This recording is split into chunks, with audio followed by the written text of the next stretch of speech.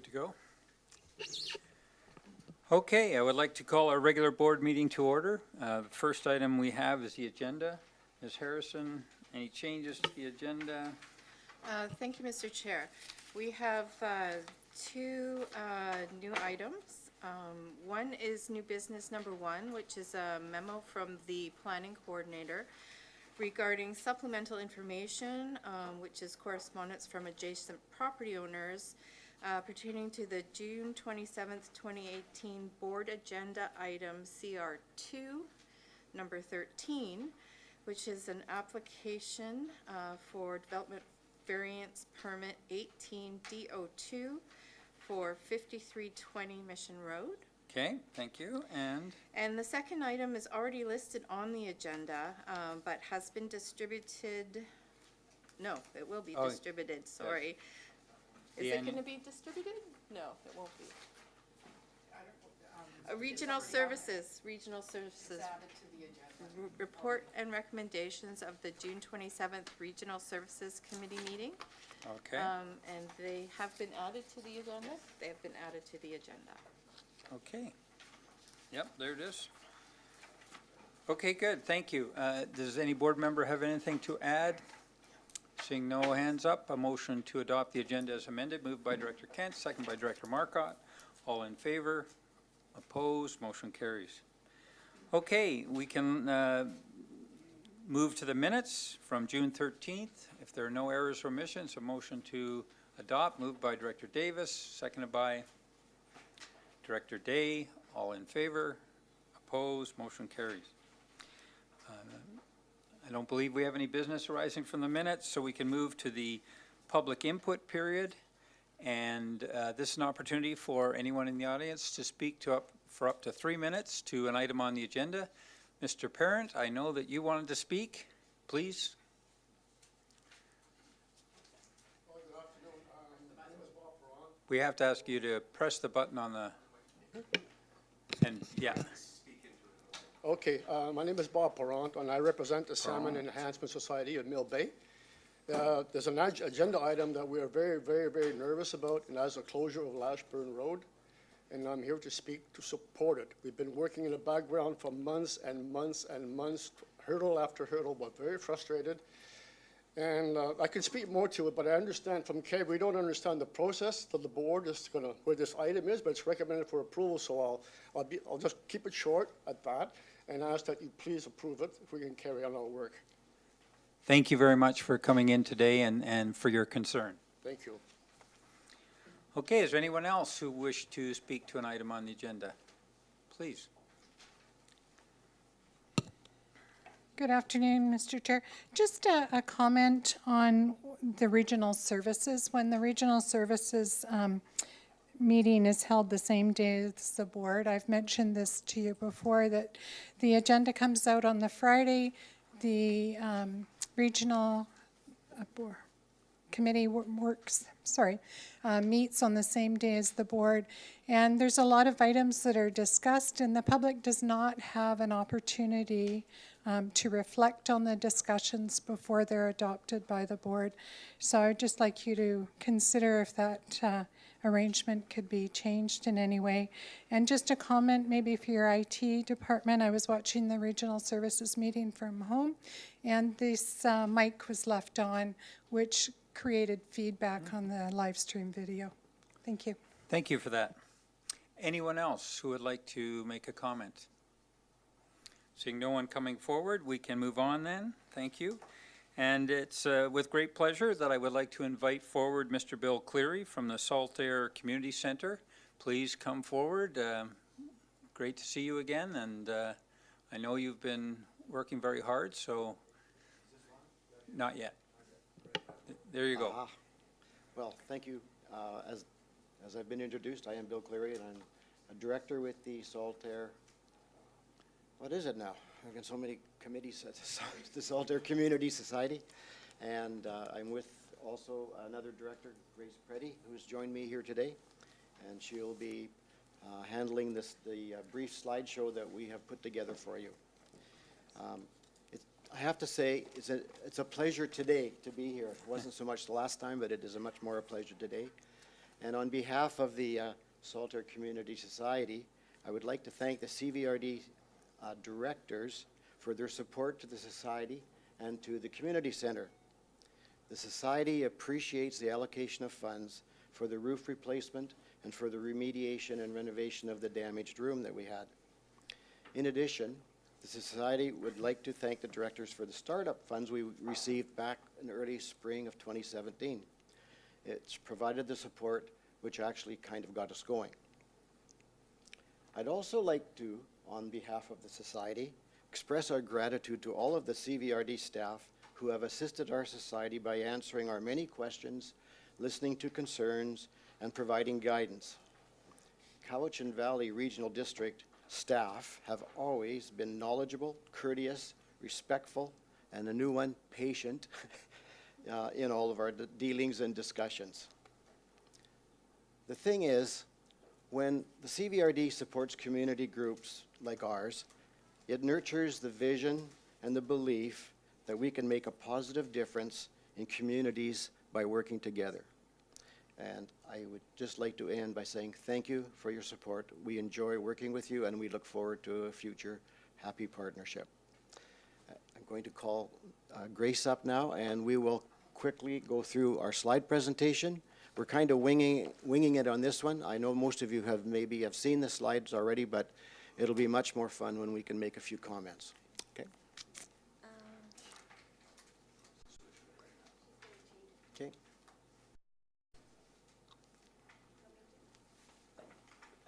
It's just Could really you- slow. Oh, it's happening? On the iPad. Sure. Wait, I got it. It's coming. Good. There we go. There we are. Well Okay. done. Thank you. Okay, the first slide you see, of course, is the Lagoon Bridge. It's the artist's depiction of entering Saltaire. It's a very favorite place of a lot of people in Saltaire, except if you're riding a bike. Second slide shows you our building and our mission statement. And again, this was in your package, so we won't dwell on it. I can move to the next slide. These are some of the main accomplishments that we've had to date with help from the CVRD. Okay. Good. The next one is just some pictures of the volunteers. We've logged over 5,000 hours of volunteer time, and this is just a very brief snapshot of some of the people who have really helped out to make the building and the grounds around it more accessible and more beautifying it. You might recognize some of the people in this.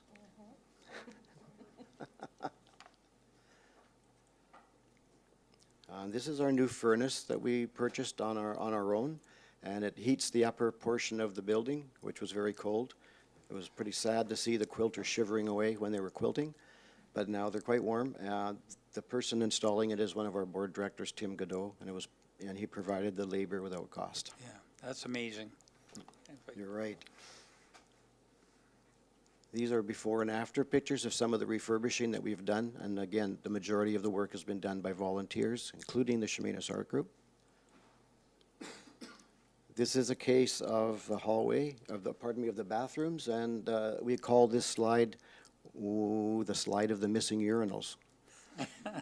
Because if you look, the urinals have disappeared in the second slide in the after look. Apparently, you're not supposed to have urinals in a non-gender bathroom.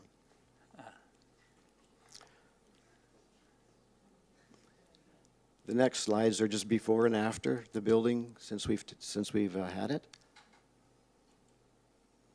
This is the room that's where the ceiling caved in, before and after, or before and during. It's in the last stages of being renovated at this time. That's what it looks like now, and it's very near completion. Just needs the countertop put on. We thought you'd see the roof before. This is the before look at the roof before the roof was done. And that's the after one.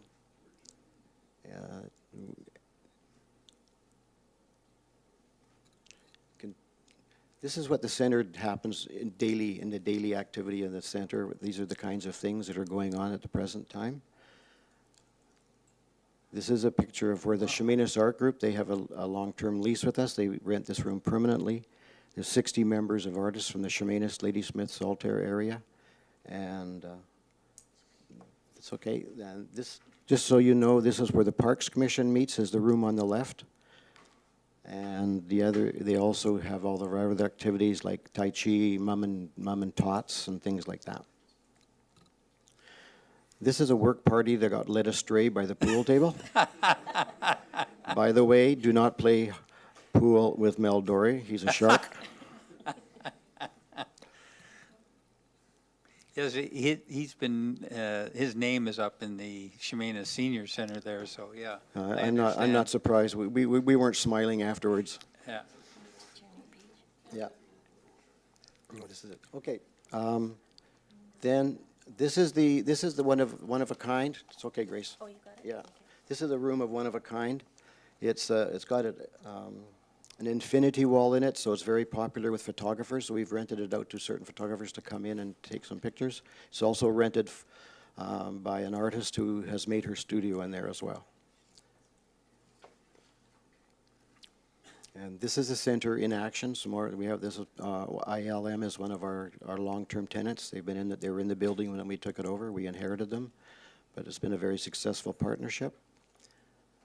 And we also have a massage therapy that's operating out of there. And these are the quilters. The quilters are a quiet group. You don't hear much when they're in there, but they're just busy quilting away. But they've done some beautiful work, which you'll see.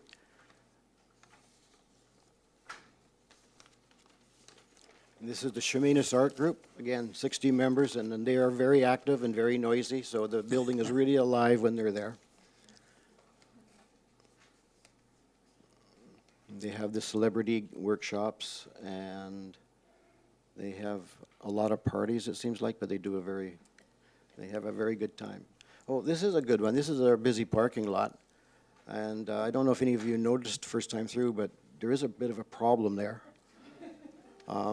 The quilters and artists aren't so good at backing up. So thanks to the Parks Department, we were able to get that basketball hoop taken out before too many cars were damaged.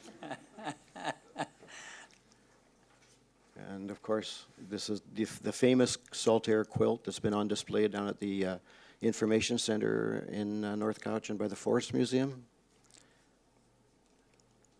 That's a good close-up of it. It's just a beautiful thing. If you're ever in the area, stop by and take a look at it. And this is from before Grace's time, almost before my time, an extravaganza that we held to introduce the community. And you can see the gym was still open at that time, which was a nice thought to think that we could possibly get the gym open again. This is just social events that go on. We had a Christmas event put on by a number of people in the community, very successful, lots of Christmas carol singing, first annual. It's just a list of goals for the future of what we'd kind of like to get done over the course of the next little while.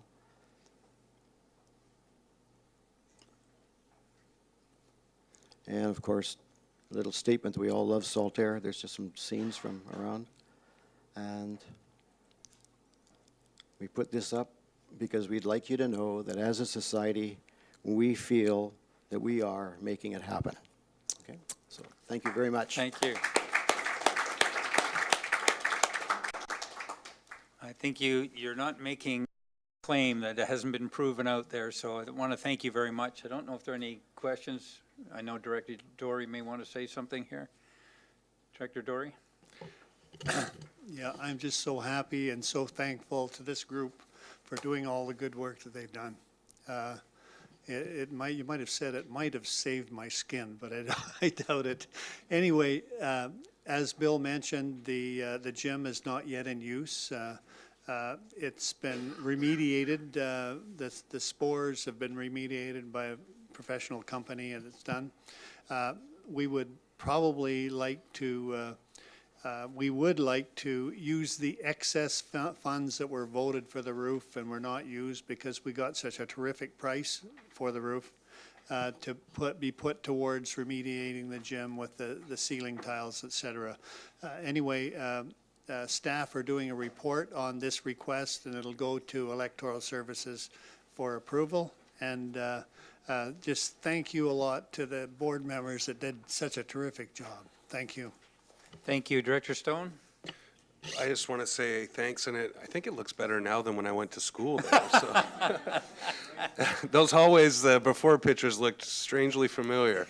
But I just want to say, it's a shared community space in so many ways, and there's that sort of, we know that the dividing line is Glen Avenue, but really there's so many things that Saltaire and Ladysmith share, and I know North Cowichan as well, especially Chemainus community, across those borders, and I don't think I ever saw that, I grew up essentially between Chemainus and Ladysmith and in Saltaire, and just want to express gratitude to the group who admittedly went through some difficulty to get to this point, and it took a lot of courage, not only on the part of the director and the board, but the society as well, to sort of stick to their vision and believe in what they were doing, and I think that my understanding was that there was a lot of hard reflection based on a lot of that discussion that went on within the community, but I think that what we're seeing really proves that if you believe in something and you take a good hard look and put together thoughtful plans, that great things can be achieved. So I'm just really happy for Saltaire and the community as it moves forward, and I know 5 years, 10 years down the road, the entire community will be thankful for that asset. So. Thank you. Director Marsh? Yes, thank you, Mr. Chair. I won't repeat what Director Stone said, but I'll just say that I had the pleasure of singing Christmas carols at your first caroling event, and Director Doria was there, and I got a tour of the building, and a lot of work has been done since then. The hall is way brighter. I remember feeling really envious of Area E when they got the hub off the ground, and now I'm thinking just around the corner from me there's a similar kind of a hub. So even though I am a senior, there's just a little thing for me about joining the senior center in Chemainus. So I like the idea of the Saltaire Community Center. So you'll probably see me a little bit up there. Thank you. Thank you. And if I could just add, from my point of view, I'm really impressed to see that roof on. That's, as a builder, you worry about the foundation, you worry about the roof. It's great to see that in place. And I still remember our tour and what great things you've done, and that contribution on the putting that furnace in and so on. You've just pulled it all together. And I think you have rewarded this board because they put faith in you, and you have fulfilled that faith. So well done. Thank you.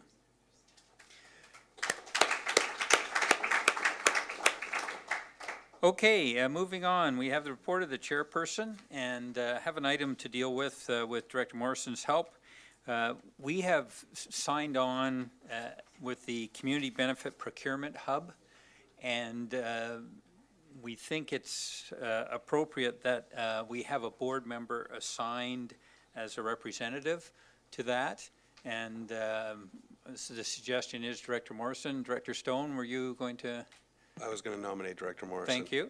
Just for a bit of background, he's participated in this process, sort of been one of the people who kind of jumped into it and tried to understand it, invested as much as anybody I know in the issue since he got involved, so I just think there's nobody better suited to be that participant. Thank you. And I'm just wondering if this is an official nomination or not, or just a recommendation from the board. Mr. Crothers, do you have any concern? I mean, I haven't got an official request. I just know it's from the emails I've seen that they will be looking for someone from our organization. How do you think we should handle this? Yeah, just simply pass the resolution. Okay, would be so it's fine. been moved, seconded by Director Walker. Director Morrison, you'll undertake this if we ask you. Thank you. I'll call the question then. All in favor? Opposed? Motion carries. Thank you, Director Morrison. Okay, I have nothing listed on the correspondence or information, so we can move to committee and commission reports. Director Day, Corporate Services Committee, June 13th. Thank you, Mr. Chair. From that meeting, the committee recommends that the 2019 remuneration for elected officials be adjusted in a fashion that maintains net pay at the same level it would have been without the Income Tax Act changes, as outlined in the June 4th, 2018 report from the Human Resources Manager. Thank you. That's seconded by Director Stone. Any question on this? Director Acton. This is just a comment. I will be voting against this. I think that it's just perpetuating the fact that you have to have another income in order to do this position. It creates a barrier for those who do not have the income, and I do not believe that this board is well represented by the many areas of our communities. Thank you. Seeing no other hands up, I'll call the question. All those in favor and opposed? Director Acton opposed. The motion carries. Okay, thank you, Director Day. Moving on to the Electoral Area Services Committee, Director Morrison. Yeah, thank you, Mr. Chair. Settle in, everyone. Just for your information from the meeting of June 20th, and for everybody that's following along, I have a small amendment in number 7.2, and we're pulling item 10.2 for individual discussion. And we report and recommend poll number 9 as well. Just one second. Director Yanni DiNardo. Poll number 2, please. Okay. Okay, it's 9. And 2.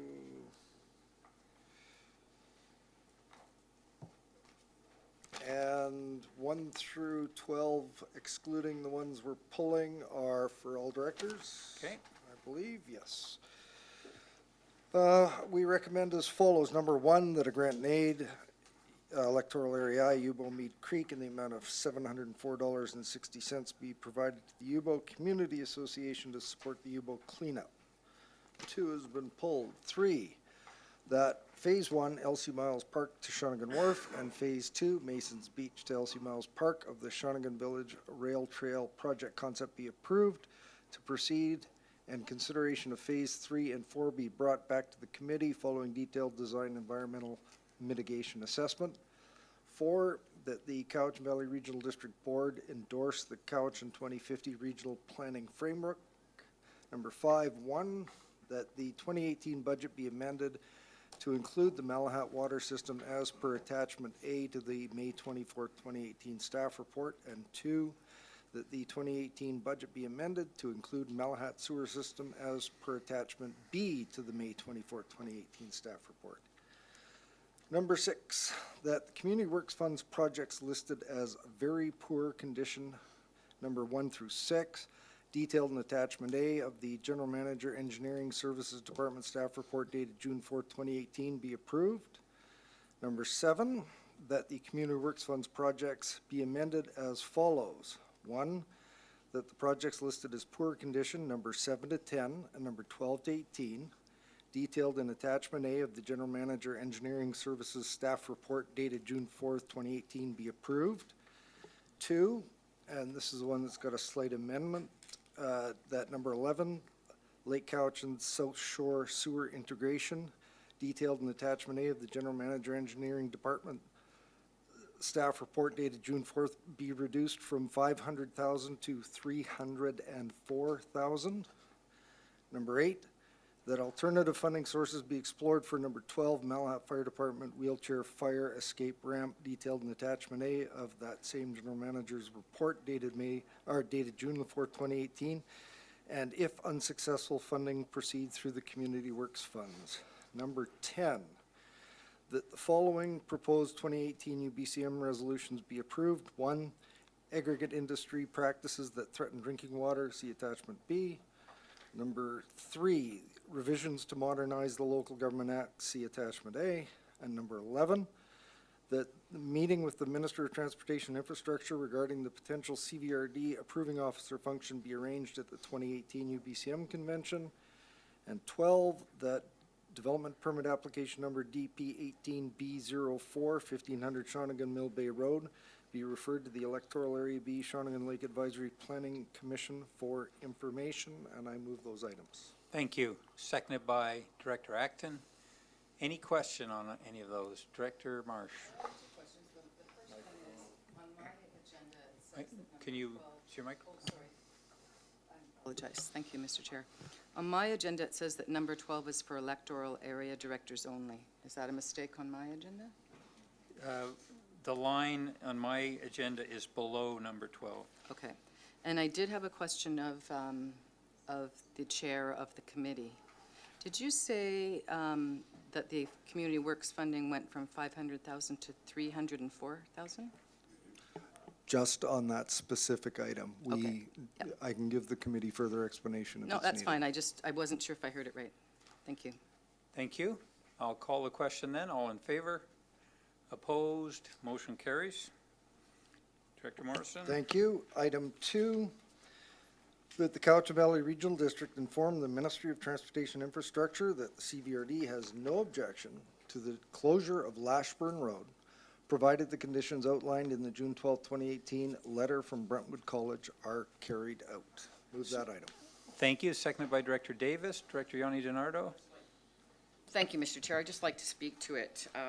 I will be voting against this, and I believe that public land, roads, should remain public and not go to private companies.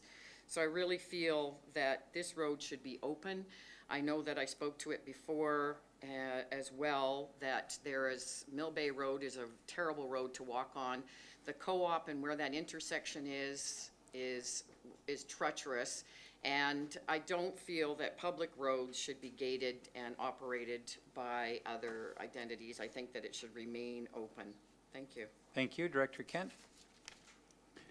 Well, I actually don't have the June 2nd letter, so I'm not certain what the things, but listening to Director Yana Donardo, I do hear somewhat of she says I'm being a little nostalgic because that was how I got home. We lived on Lashman Road, so the 13 acres, which is now owned by the Brentwood College, is where we lived. We tested our hot rods on Lashman Road.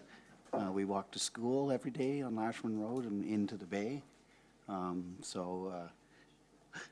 do appreciate that and it's a bit of a shortcut. You can avoid some of the traffic and other ways to get to the highway, which we of course walked up the highway every day to go to school at George Bonner.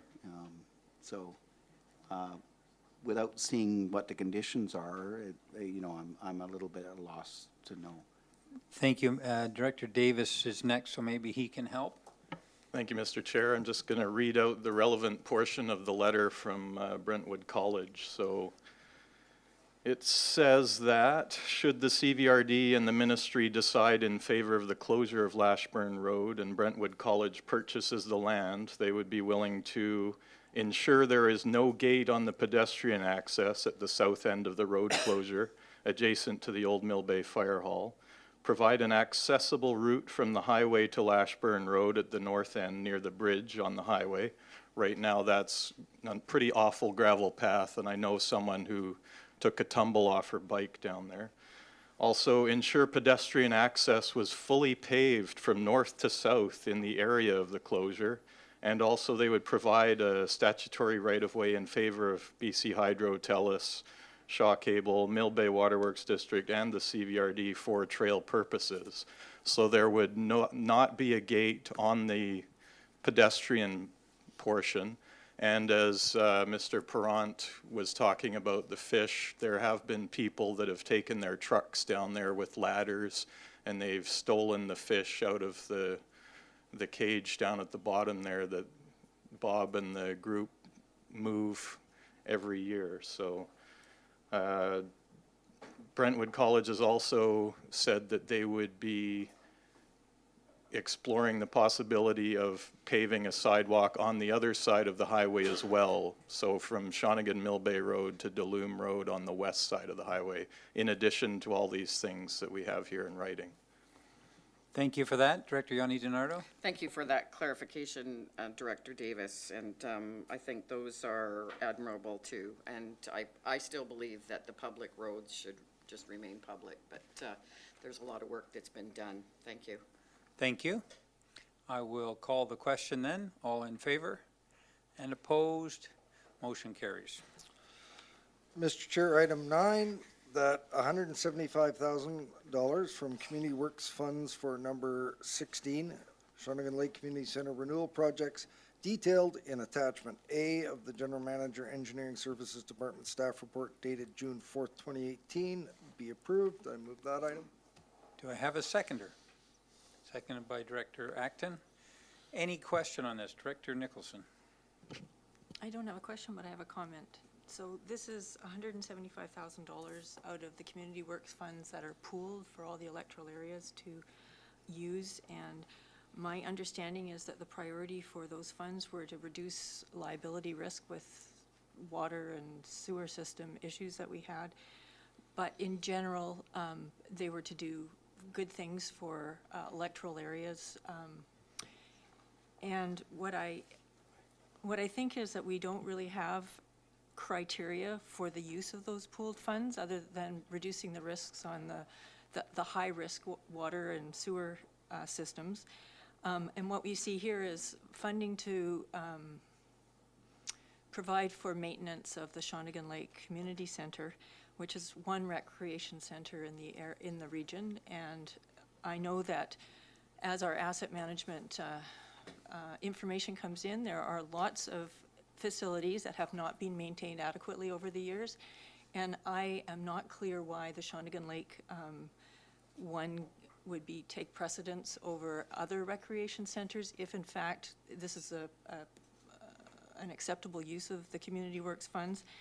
And there's also facilities like fire halls, which I know at least the Satlam Fire Hall has condition issues, and an argument could be made that from an emergency perspective, that those might be more important or equally important as recreation centers if indeed dealing with the facilities, maintenance of facilities is what the Community Works Fund should be put towards.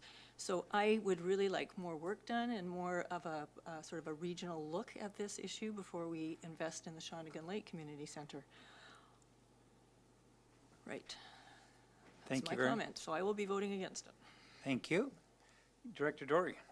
Thank you. I don't live in the area, so my comment can be taken as such. But it seems like in this situation at Shawnigan Lake, putting funds towards certain things, we went down that road and we made those decisions at that time that these different items needed our support.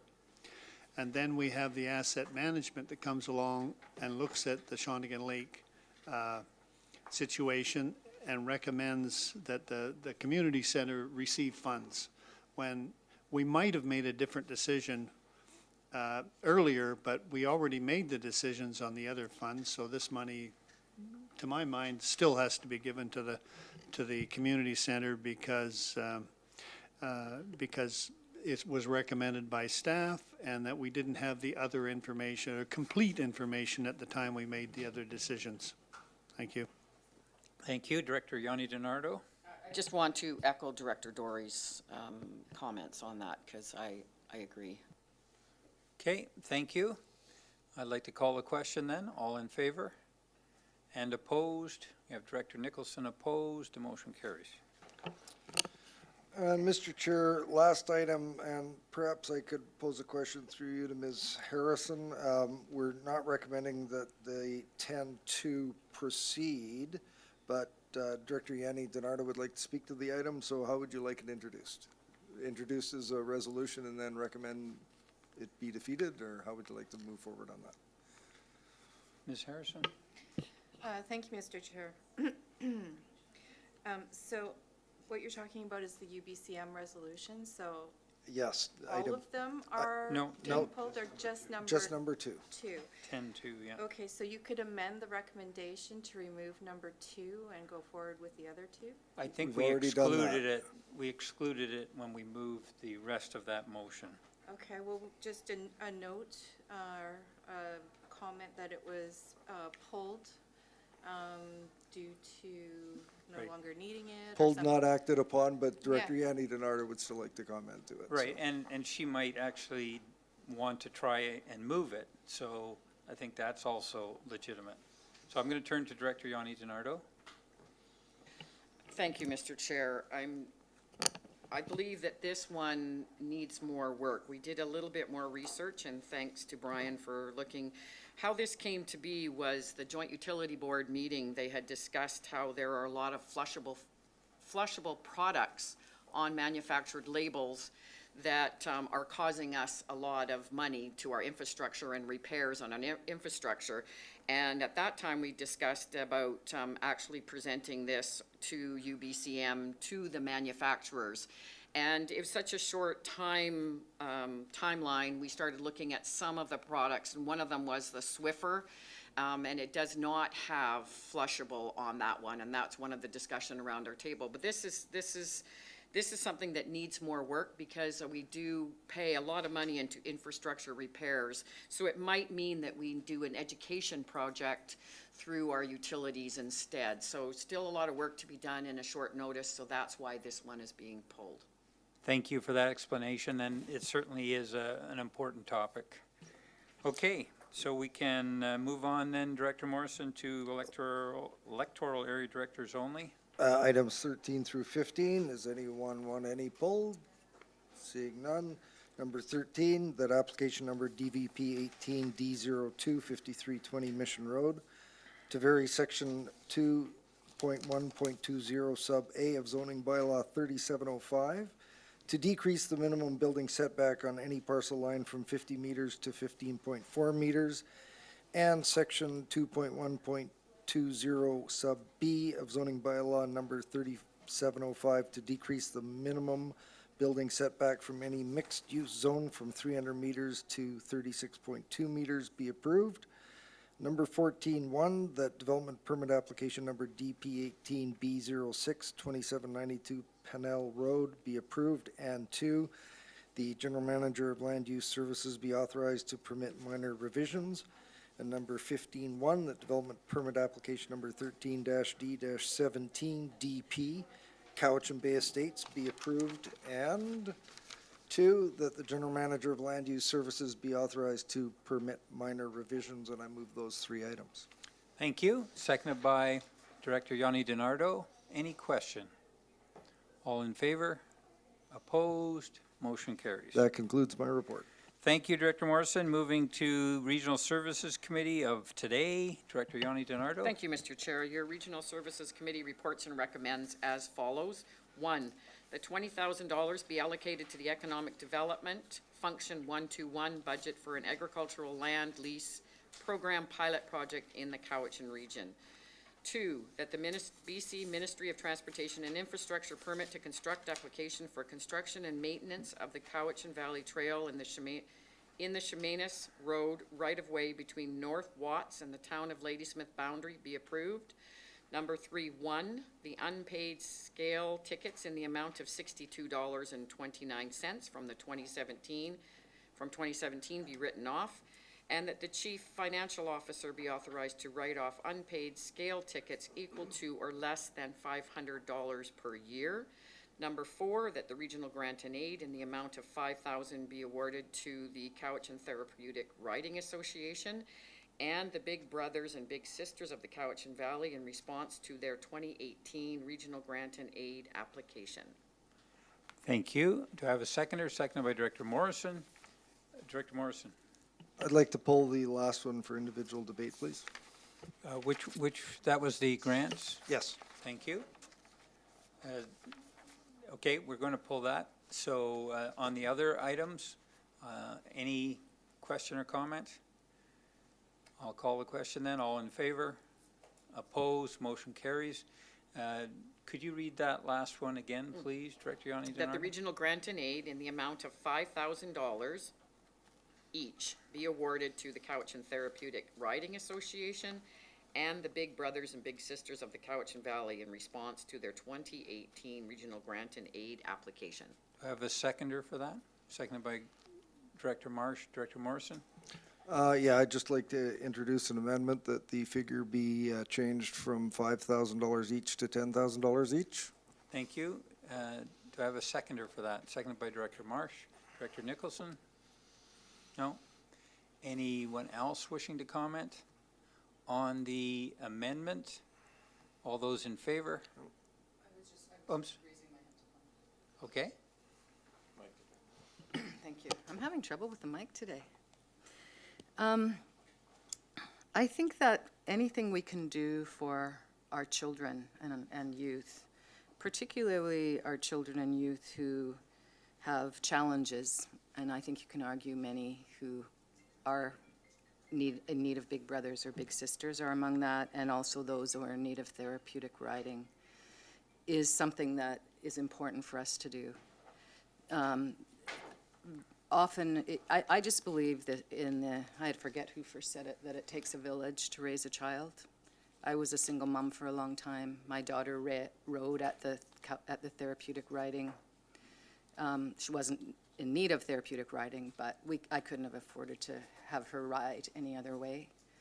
And there's many other single parents. There's, for various reasons, there's people in poverty here, and these applications, I believe, would have had a very good chance of being passed had they come forward, and we've already admitted that it was a mistake. And so I heartily support keeping these groups that will help our most challenged people. Usually it's 45 and under. If you listen to Paul Kershaw of UBC, they call them Generation Squeeze. You know, they're trying to pay for a home, they're trying to feed their children, they're trying to do daycare, pay off their student loans, and these are the kind of people that we can help, and even more marginalized people who are struggling, and their kids need that extra support. So I heartily support this extra $10,000, and I thank Director Morrison for making the amendment. Thank you, Director Morrison. I echo what Director Marcia said, and I just hearken back to when we were discussing this and when we were debating this, and we went around table quite a bit with the idea that we weren't going to, we were going to try not to pick and choose and arbitrarily reduce amounts to one group or another. We were going to try and fulfill what we could with the requests, and I fully believe there's funding available. There was an administrative or technical error in making these not come forward to us, and given that we have the money, that a reduction to $5,000 seems to be arbitrary. I think we can readily support the young people and the people that would benefit from this program, and I'll be supporting the amendment. Thank you. Thank you, Director Acton. Thank you, Mr. Chair. I'm stuck here in the middle of a bit of a conundrum. I think that I do agree that these are really great charities, and of course our children are important, but there were other groups on there that were denied because we didn't have enough funds, and there were youth groups. So it's quite unfair that this has happened, and now it's coming out of, did we say it's coming out of general government now, because it's not actually coming out of the grant and aid? And I would just like an explanation, how did this happen, and how do we ensure that this doesn't happen again next year? I'm going to turn to Mr. Crothers. I'm going to say that, first of all, we're never going to be perfect. With the number of transactions and things that happen, we will always make some mistakes. But Mr. Crothers, in terms of what happened in this case? Mr. Chair, I can't speak to the details of what happened. This was something that happened a number of months ago. We've had staff turnover. What I can tell you is that I have spoken with the General Manager of Corporate Services, and we are looking at the issue, and we will be ensuring that measures are made to ensure it doesn't happen again. I believe that was yes. Director Stone and then Director Kuhn. Thank you, Director Acton, for bringing that up. We actually just cut off the whole process once we reached our funding limit. There were very small grants asked for by really, meaningful organizations that weren't even considered because we hit that limit. And now here we are, talking about $10,000 or $20,000 being pulled out of the air when none of those that got put forward even were considered. Those smaller ones, $1,500, I think some of them were, and we wouldn't consider them because we'd spent the money. So here we are, because frankly, yeah, Claire, fair enough, but had they been further down that list, they would have suffered the same fate on that day that the others did, that the money was spent and we weren't to consider it. Also, the one application there, not the Therapeutic Riding Association, which does truly cover the entire regional district. The other one doesn't serve the northern third of the regional district. So those are served out of Nanaimo. So if that application had said, oh, well, we're going to take $7,500 for here and $2,500 for the Nanaimo group that serves Saltaire, Ladysmith, North Oyster, then maybe I could support it. But in reflection on the discussion this morning, I will not be supporting any of these moving forward. Thank you. Thank you. Director Kuhn? I'm also not in favor of this. We had an established budget, and we had reached the budget. And yes, 2 items fell through the cracks, and it happens. Mistakes happen. To go back now and say, well, okay, it's not in the budget, but we can pay it. We'll just pull the funds from some other function, from general revenue or whatever. Well, I don't agree with that. It's tough if something happens and there's a certain amount of injustice. We have injustice every day. Injustice happens, and mistakes happen. And to go back now and say, well, okay, we'll accommodate them anyway, I think it's a mistake. We should stick to our budgets. That's when our biggest problems happen, is when we exceed budgets, and we do that, it seems, too often. Thank you. Thank you. Director Marsh? Yes, through you, Mr. Chair. I wonder if someone could clarify. I seem to remember at that meeting, there was $300,000 and we decided to cap it at 150, and then there was going to be another 150 if something came up through the year. Strategic funding. Strategic funding. So, I mean, I don't see how this couldn't be considered that, but if I'm wrong, maybe staff could correct me.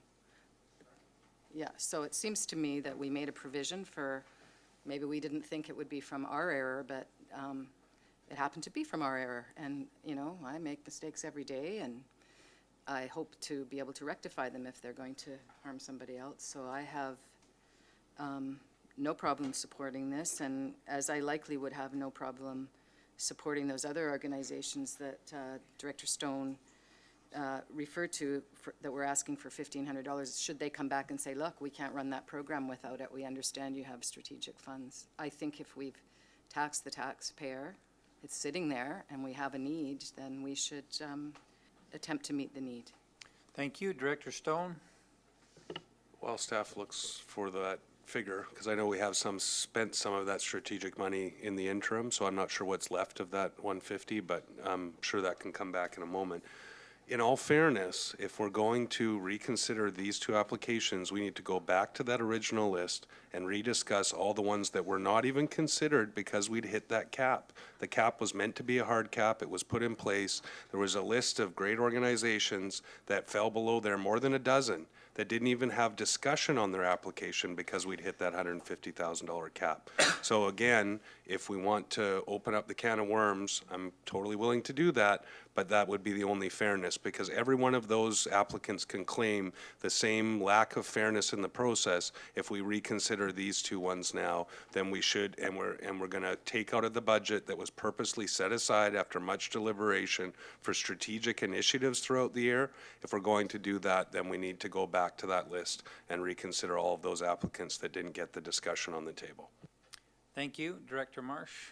Yes, thank you. I don't actually agree with Director Stone because if I remember correctly, it was a really interesting experiment.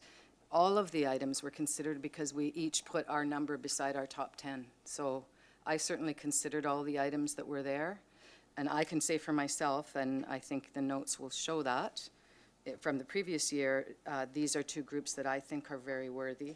We do put money aside for, well, for instance, the BC Summer Games. We did something for hockey. So these are youth that sometimes don't get to do that kind of stuff because their parents can't afford for them to do it. And so I don't agree with Director Stone that everything on that list wasn't considered because of the way we did it. And if I recall correctly, and someone can correct me if I'm wrong, what came up on the board was the top 10, adding up what everybody's top 10 were. So I assume everybody considered everything, as did I. So I just think the logic is a little bit off there. Director Stone, no offense meant. Okay. Thank you. I see no more hands up. No, that wasn't passive. Okay, please. No. It wasn't. Director Marsh? I was going to say, it wasn't meant to be passive-aggressive. I just don't agree with your logic. Okay, this is about the board now. You should be talking to the board, not individuals. We have the amendment to increase the amounts to 10,000 for each organization, and that's what we're voting on first. So I'm going to call the question. All those in favor? And opposed? The motion is defeated. We have to record these votes. Could I just have those that were in favor with their hands up? So Directors Morrison, Marsh, and Lefebvre. Thank you. And so the rest are opposed, and you can record that. So moving back to the original motion, which is to provide $5,000 for each of these two organizations. All those in favor? And opposed? You have Directors Acton, Walker, Stone, and Kuhn opposed. The motion carries. Okay, thank you for that. And that was from the Regional Services. Thank you, Director Yanni DiNardo. So we can move on, and careful you don't burn yourself, hot off the presses. Mr. Crothers, the annual report, I understand it was a challenge. You couldn't get this to us before the meeting, and been working pretty hard to get this together. Yeah, we're good. Yeah. Thank you, Mr. Chair. Yeah, I would like to start, as you noticed, they were literally warm off the press when I handed them to you. Ideally, this would have been published with the agenda. We have a deadline at the end of the month to submit this annual report for the annual award to the Financial Officers of Canada Association. As you recall, last year we submitted our very first annual report as a regional district. Regional districts are not compelled by legislation to submit an annual report. We did that last year for the first time, and we were the recipient of the annual reporting award amongst a number of other colleagues, local governments.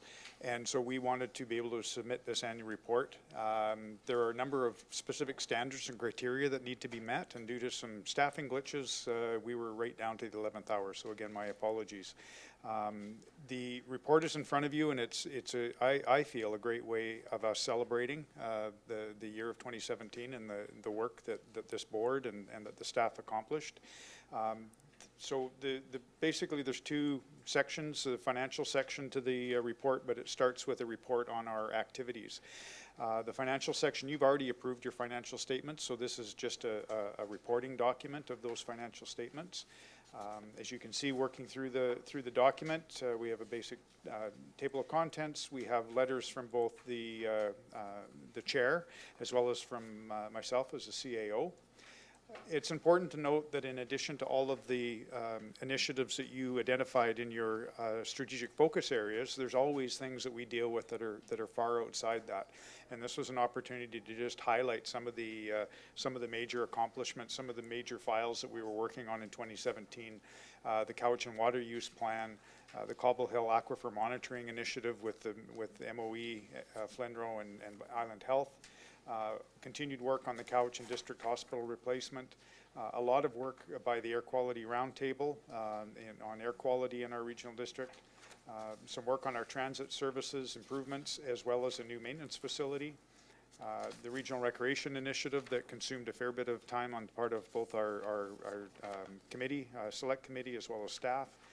The Mead Creek Recycling Center landfill closure and construction, which commenced in 2017, and that we will be enjoying a grand opening in July of, and as well the Affordable Housing Initiative. So I just thought it was important to highlight those. And you know, there are numerous initiatives and projects and issues that we dealt with throughout the year that would never make it to the annual report, but these are just the highlights of those major ones.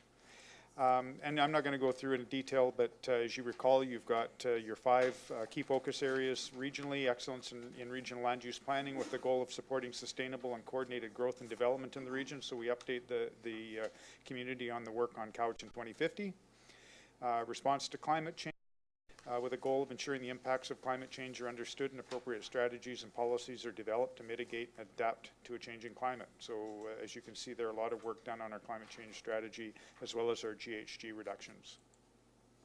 Sound fiscal management with the goal of striving for the highest degree of value, transparency, and accountability in the management of the CVRD's resources.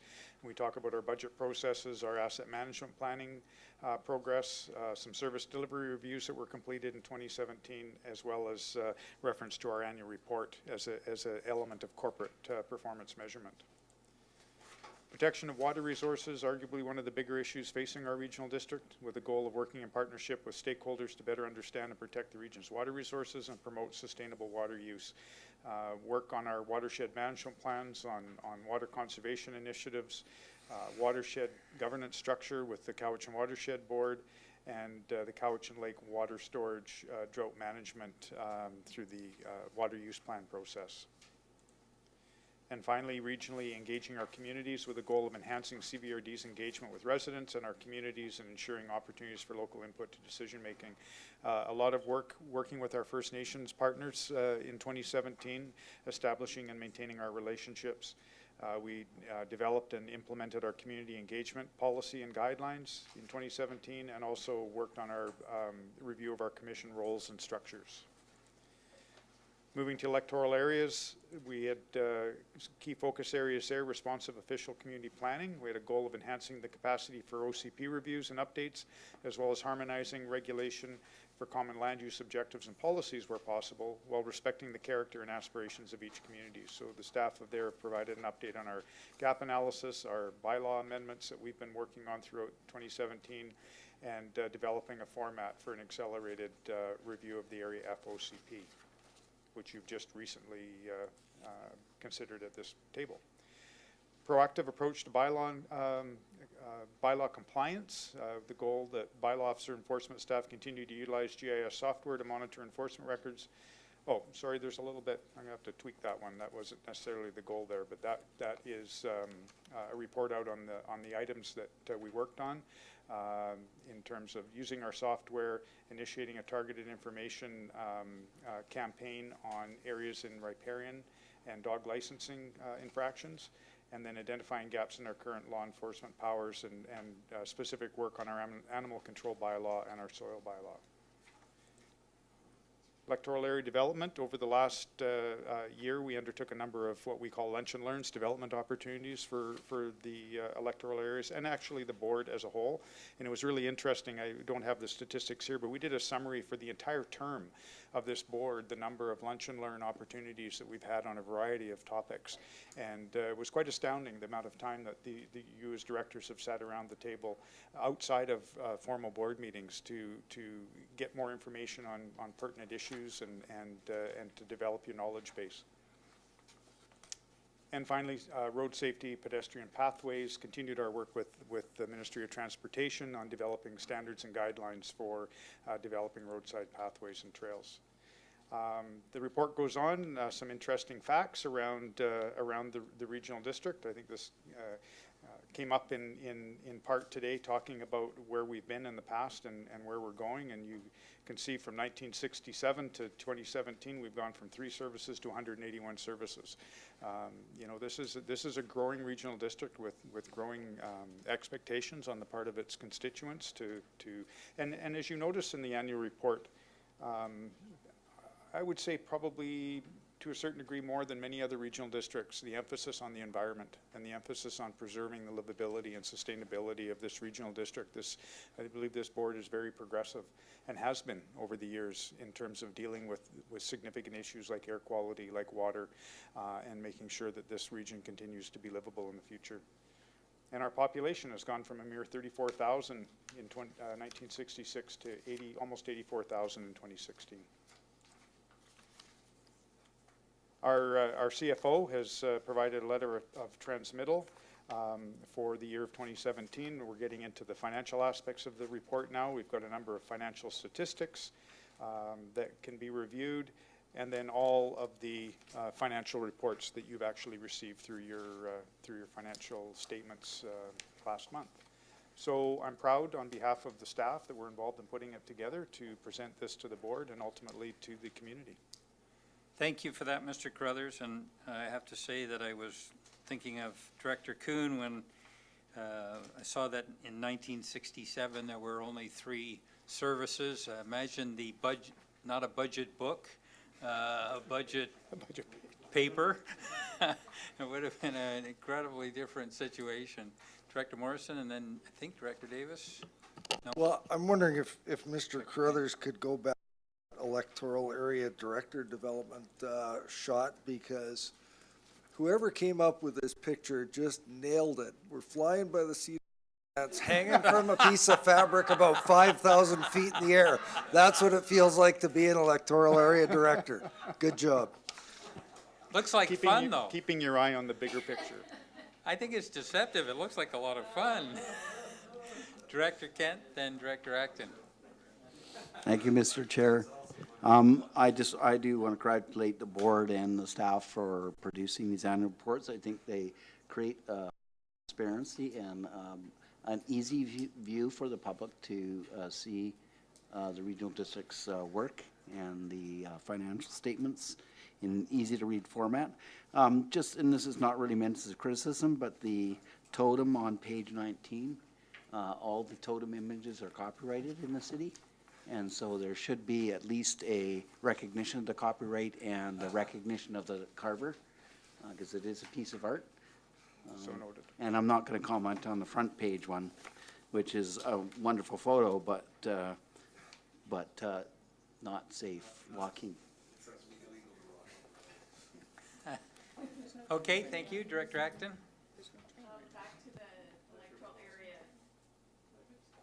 Back to the page where the electoral area director's training, or, sorry, I forget the Development. title, development, thank you.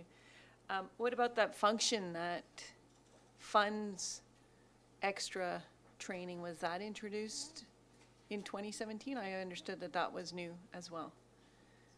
It may have been, yeah.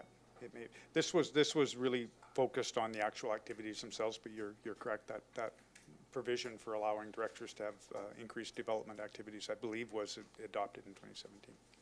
Okay. Thank you very much for bringing this to us, and hopefully that's a little bit of a task taken off your desk. We can then move on, and it's my understanding that Joe Barry chose not to come to this meeting because there was only one bylaw. And you know how much he loves those bylaws. So I'm going to turn to Ms. Harrison to introduce that lonely bylaw. Thank you, Mr. Chair. The bylaw listed, BEA1, is for electoral area directors only. That CVRD bylaw number 4225, South Cowichan zoning amendment bylaw 145 Okotoks Drive, 2018, be granted first and second reading. Moved by Director Davis, second by Director Morrison. Any question on this? All in favor? Opposed? Motion carries. Thank you for that. And I believe we can move down to the new business item, which is a memo from planning. Thank you, Mr. Chair. I believe it would have been considered in conjunction with item Oh. CR13 because that's the way it was introduced on the, So we've done it? yeah, it was, Okay. yeah, received for information basically in conjunction with that recommendation. Okay, thank you. If everybody's comfortable with that, we can then move on to question period. Looking at our old faithful here, any questions today? I'm not going to make you get up, and I'm going to urge you not to abuse this and have a real question. Do you have a question for us, Mr. I Evans? do have a question, Okay. Mr. Chair. Mr. Chair, on this morning's regional district meeting, there were two very interesting delegations which took up an hour of times. And is there any way possible that some of these longer delegations could be maybe spaced out, or we, as Ms. Kaufman asked, if we could have the regional district meetings and the board meetings on separate days so that the public can look through this and also look through some of the business that has been passed at the regional meeting and have some more input. We noticed that the last articles on the agenda of the regional meeting just went by very, very fast, and I just question if they were studied at all. Thank you. Will answer for the board on that. I'm sure that the board read through their package, and it was an extensive one. You know, the delegations went longer than some because they were of great interest to the board and very important. I mean, the abandoned vessels alone was hugely important, and it's been an issue for this entire region for many, many years. So I would suggest that they were given due time, that they merited that time. And I think it's, you know, in this day and age, and we never, you know, if you go back far enough, we never had the opportunity. You could be in your home and you could watch that entire meeting and see the whole thing unfold, and then you've got a bit of a break before we discussed it this afternoon. So you may wish for days in between, but I think you have to also consider the people around this table, especially those with other jobs, other meetings, other work to go to. This is a fairly efficient system, and it keeps things fresh in board members' minds when they're dealing with it in committee in the morning. They do have a chance for some second thought, as you saw around the issue of the grants, and had another discussion at the board meeting. So I understand it may not work perfectly for you, but I still believe personally that it is a reasonable system, and that you're given quite a bit of opportunity to follow along without even coming here. And of course, you're the exception. You're dedicated to coming here and being here, but for others to watch and hear what has happened. So I'm not contemplating recommending any change to staff or the board, but I do hear what you say about wishing that it was different. Thank you very much, Mr. Chair. Thank you. Okay, we can move on to our closed session. So motion to move into closed session, and we'll have a couple-minute break, I think. Moved by Director Davis, second by Director Marcotte. All in favor? Opposed? Motion carries.